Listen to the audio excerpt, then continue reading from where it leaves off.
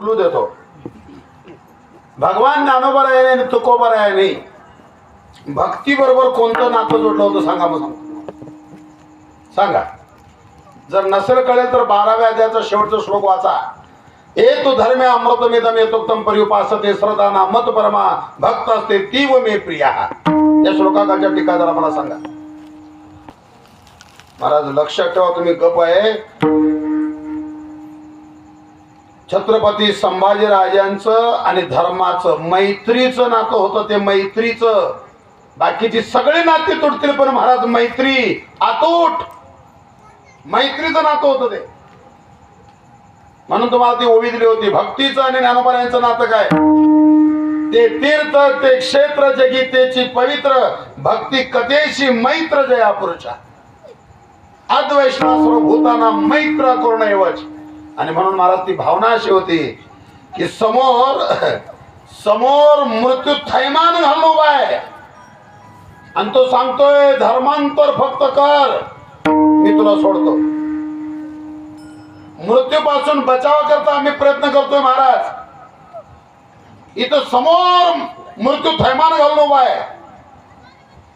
जे या ठिकाणी असे तापलेल्या सळ्या घेऊन अखेर सांगत त्याला बरं का आता याच्यापाशी काय चालत नाही याच्या समोर अरे आता तरी हो मान नाही तेव्हा मला काय सांगून करायचं धर्म बदल अरे 40 दिवस स्वतःचे हाल काय केलेत आता ते एका चित्रपटांसुद्धा दाखवलेत म्हणे मला बरीच लोक म्हणतात ते कुठला चित्रपट आलाय छावा आणि त्या चित्रपटामध्ये ते चित्रपटात सगळं दाखवलंय असं म्हणतात बरं का ते आम्हाला सवय नसल्यामुळं आता ते काय बघा बघा बघा मलाही बरे म्हणतात बाबा तुम्ही बघा एक दिवस त्यांनी दाखवलं त्याच्यात तुम्हाला काय कळलं ते सोडा का 500 ना तर 1000 रुपयासाठी रात्रीतून पक्ष बदलणारे तुम्हाला धर्म कळल कळल मतदान करणारे मतदान बदलणारे रागमान नका मी असं बोलतोय म्हणून का माझ्या समोर बरीचशी राजकारती सुद्धा लोक आहेत कसं कळलं तुम्हाला धर्म धर्म आहे तो काही झालं समोर अमुकित वेळाला अरे महाराज ते फक्त धर्मांतर करतो म्हण बस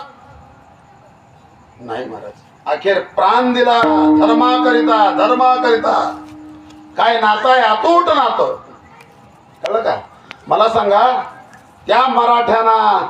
तिथून जर त्यांना सोडवायचं आहे छत्रपती संभाजीराजांना तर ते बाकीचे उद्योग जे आम्ही चालू करतोय असे केले करता आले नसते पण नाही केले त्यांनी महाराज सत्यानं युद्ध जिंकायचं युद्ध आहे ते अर्जुना तुझ्या